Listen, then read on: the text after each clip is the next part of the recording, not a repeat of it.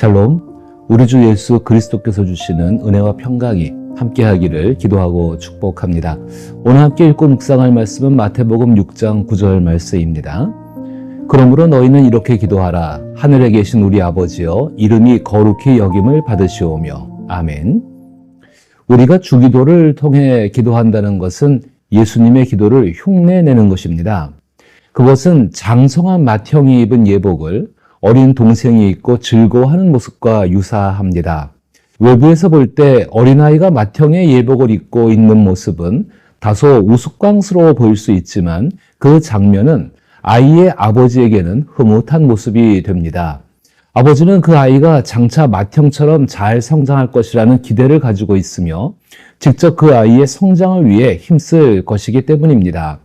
따라서 우리가 주기도를 드릴 때 진심으로 예수님을 닮아가기를 스스로 소망해야 합니다. 이것이 하늘에 계신 우리 아버지라는 주기도의 첫 번째 구절이 우리에게 주는 의미라면 이제 하늘에 계신 우리 아버지라는 그 구절은 예수께 어떤 의미인지를 생각해 보아야 합니다. 주기도는 예수님 자신의 삶과 사역에서 비롯되었습니다. 그러나 이것은 예수님의 사역이 모두 마무리된 후에 후대 사람들이 기록한 것이 아니라 예수께서 사역을 시작하시기 전에 하나님께 드린 기도입니다. 예수께서 하나님을 아버지라고 부르시고 자신을 따르는 이들에게도 그렇게 부르라고 가르치셨을 때 예수님의 삶에는 과연 어떤 일이 일어나고 있었던 것인지를 우리는 깊이 생각할 수 있어야 합니다. 그러나 정작 우리는 그 점을 간과하는 경우가 많습니다. 예수님의 삶과 기도를 담기를 바란다면 주기도를 드린 예수님 안에서 일어나는 변화는 곧 우리의 변화가 되어야 합니다.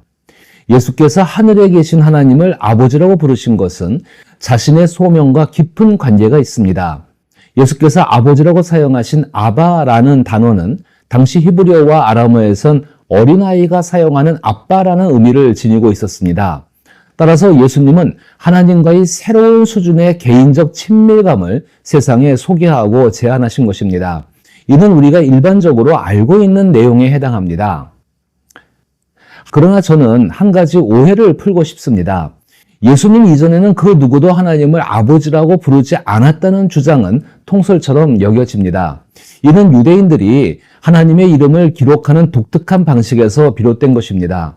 이러한 유대인들의 종교적 관습 속에서는 하나님을 아버지라 부르는 것이 불가능한 일입니다. 또한 기독교인들이 예수 그리스도를 통해 우리에게 주어진 하나님과의 새로운 관계를 염두에 두면서 그 이전에는 하나님을 아버지라 부르지 않았을 것이라는 생각도 존재합니다. 그런데 이것은 단지 우리의 한쪽 측면에 대한 생각일 뿐입니다. 그런데 그것이 그런 오해를 만들었습니다. 오히려 성경 곳곳에서 하나님은 자신을 우리의 아버지로 묘사하십니다. 특히 출애굽기 4장 22절과 23절 그리고 예레미야 3장 19절의 말씀을 생각해 볼 필요가 있습니다. 내가 내게 이르기를 내 아들을 보내주어 나를 섬기게 하라 하여도 내가 보내주기를 거절하니 내가 내 아들 내 장자를 죽이리라 하셨다 하라 하시니라. 내가 말하기를 내가 어떻게 하든지 너를 자녀들 중에 두며 허다한 나라들 중에 아름다운 기업인 이 귀한 땅을 내게 주리라 하였고 내가 다시 말하기를 너희가 나를 나의 아버지라고 하고 나를 떠나지 말 것이라 하였노라. 이스라엘 백성을 애굽에서 구원하신 하나님은 그들을 사랑하시며 예레미야 시대의 심판을 말씀하실 때까지 계속해서 자신을 그들의 아버지로 소개하셨습니다. 이후에도 아버지로서의 하나님 사랑은 변함이 없었습니다. 예수께서 하나님을 아버지라고 부르신 것은 예수님이 누구였고 누구인지 이해하는 출발점이 되는 중요한 문제입니다. 아버지라는 단어는 이스라엘의 소명, 특히 이스라엘의 구원과 깊은 연관이 있습니다. 히브리 성경에서 하나님이 아버지라는 개념은 방금 살펴본 출애굽기 4장 22절과 23절에서 모세가 바로왕 앞에 당당히 나가서 말하는 그 장면에서 처음 등장합니다. 제가 다시 읽어보면은 너는 바로에게 이르기를 여호와의 말씀에 이스라엘은 내 아들 내 장자라. 내가 네게 이르기를 내 아들을 보내주어 나를 섬기게 하라 하여도 내가 보내주기를 거절하니 내가 내 아들 내 장자를 죽이리라 하셨다 하라 하시니라. 모세가 전한 바에 따르면 노예 생활을 하고 있는 이스라엘 백성의 아버지가 하나님이라는 사실은 이스라엘 백성에게 어떤 의미를 주었을까요? 당연히 아버지가 고통받고 있는 자녀를 해방한다는 희망을 주었을 것입니다. 또한 그들은 이제 보호자가 없는 노예가 아니라 가장 거룩하고 전능하신 신이신 하나님의 자녀라는 사실을 깨달았을 것입니다. 이로 인해 그들은 자연스럽게 자유에 대한 소망을 품게 되었고 해방을 위한 혁명을 기대했을 것입니다. 따라서 예수께서 하늘에 계신 우리 아버지를 언급하실 때 이는 단순한 친밀감뿐만 아니라 혁명과 희망을 내포하고 있습니다. 다시 말해 예수님은 하늘에 계신 하나님을 아버지로 부르며 자신의 소명, 즉 메시아의 사역을 통해 이루어질 하나님 나라가 지닌 혁명적인 의미와 자유를 제자들에게 전달하고 계신 것입니다.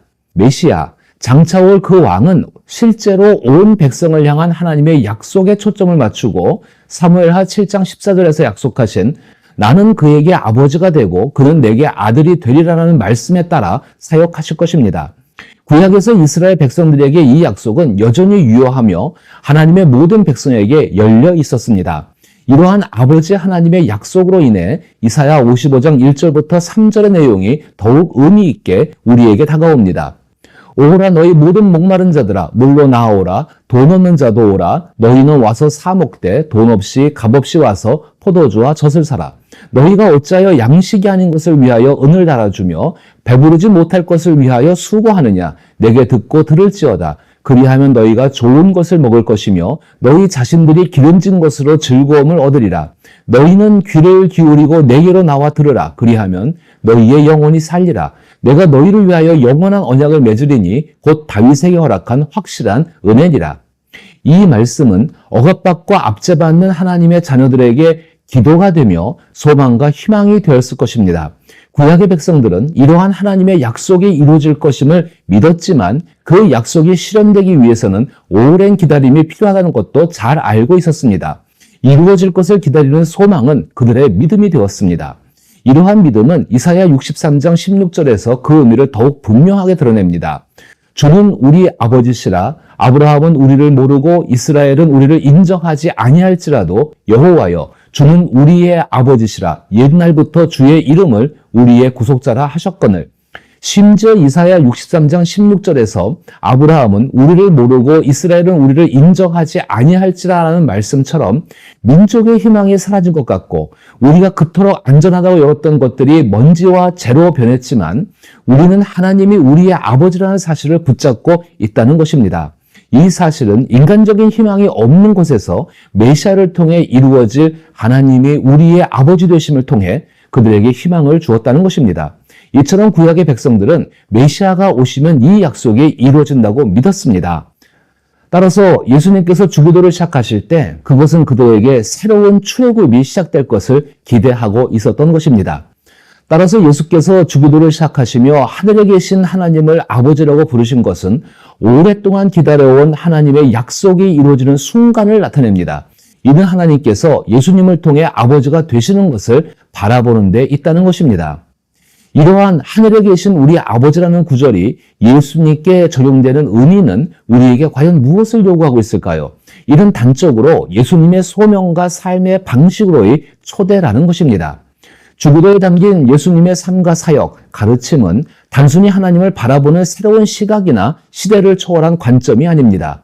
예수님은 새로운 방식의 영성이나 새로운 형태의 영적 훈련을 제안하기 위해 오신 것이 아닙니다.